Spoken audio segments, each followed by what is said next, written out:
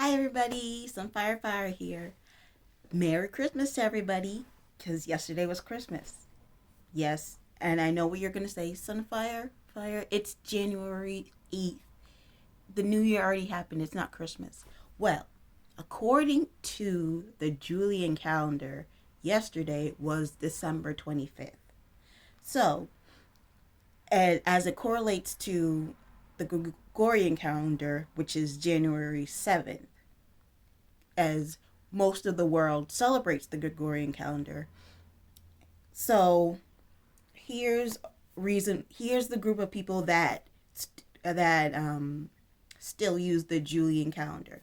So the Julian calendar was obviously created by Julius Caesar, if you could guess Julian Julius. And the Gregorian calendar was created by Pope Gregory the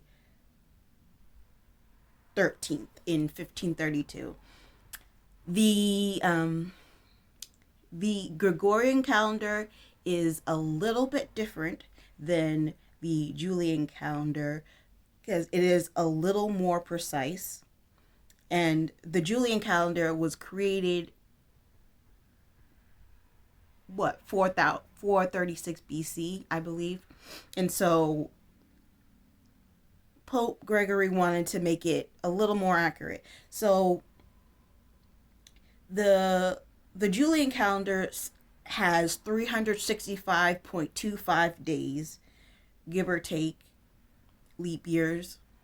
And the Gregorian calendar has 365.2425 days. So down to the tenths, hundred thousandths, 10,000ths.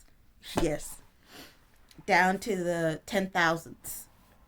So, um, the Julian leap year are usually 4 years, every 4 years. So we know that February, like every 4 years, February is the leap year that we all are familiar with, and for the Gregorian calendar,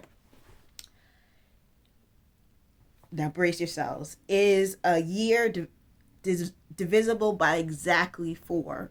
So obviously, we're not going to have a leap year um, in this year. However, a year that is easily divisible by four and 100 is a leap year only if it is also exactly divisible by 400. Don't ask me what I just said. I'm not a mathematician. I don't know what that means. So if you do, you can simplify it in the comments. But good luck if you were born in a leap year and finding out when your birthday is, because I can't help you. I'm sorry. So let's check to see. Let's look at all the months that and how it differs from the Gregorian calendar.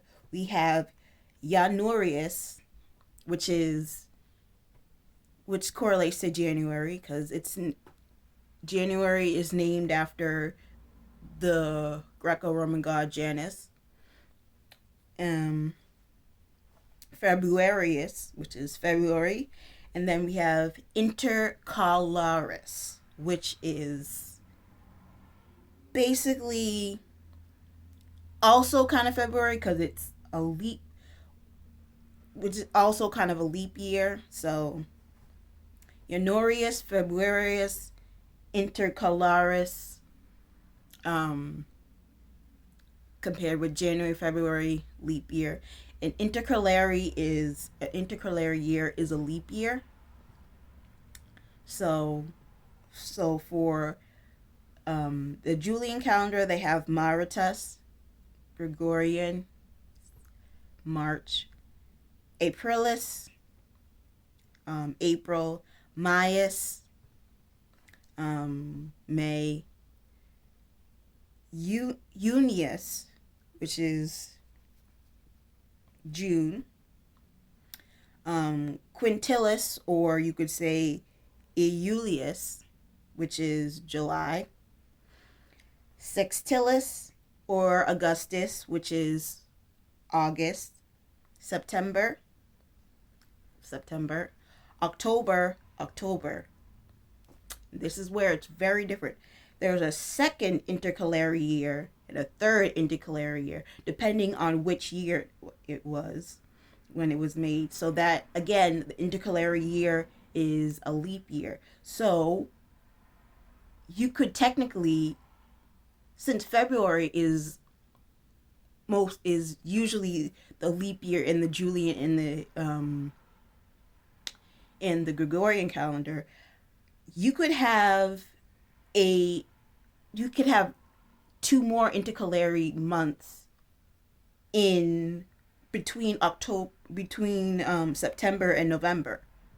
So as you can see, so because like before, I believe around 46 BC it was there was 370 around 377 days for the calendar year. So now we have 365 days. So the last 2 months are November and December, and Gregorian also had November and December. So the group who the Romans do not use the Julian calendar, so it's not for the Romans. But actually, the Russian Orthodox Church uses the Julian calendar. Now, I'm not saying that Russia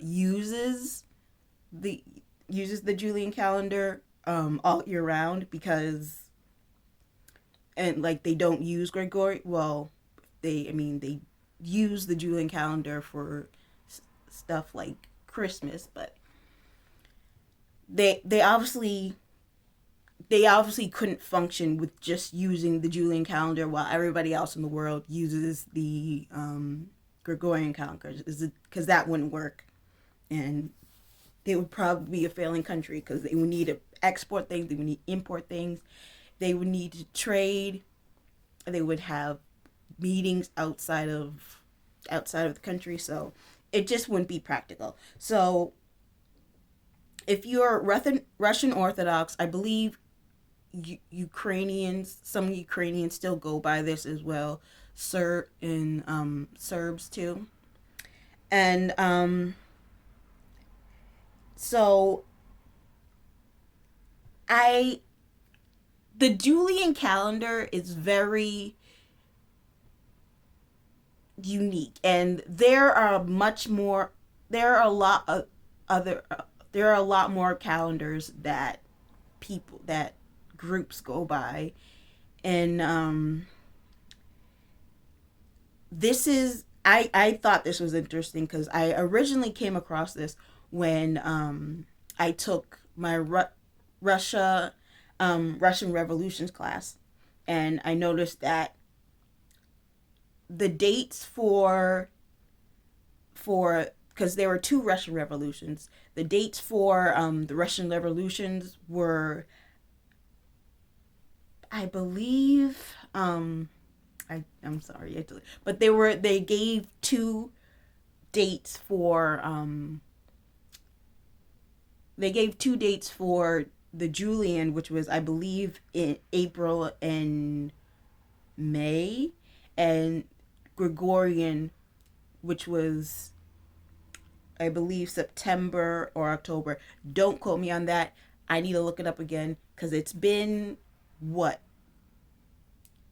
3 years since I've taken that class. So they did start to because they did start to adapt it more, the Gregorian calendar. Russia did start to adapt the Gregorian calendar in the beginning of the 19th century. Obviously, this is just a fraction of what, like I said before, the what the Julian calendar is, information about the Julian calendar, and about Christmas in Russia, how the Russian Orthodox celebrates Christmas. And so Russia essentially gets two Christmases. So what's up with that? Um, so, anyways, we're gonna go down a rabbit hole, and I don't want to make this any longer than I possibly can. Um, so hopefully, what your takeaway would, you can get a different perspective on how the world celebrates Christmas and how calendars can affect pretty much everything. So when you see Christmas decorations up in January and you're just like, hey, Christmas is over. It's January. It's past New Year's. You can say, hey, it's Christmas somewhere. And you know what? So technically that means next Wednesday is Russian Orthodox New Year. Interesting. All right. Bye.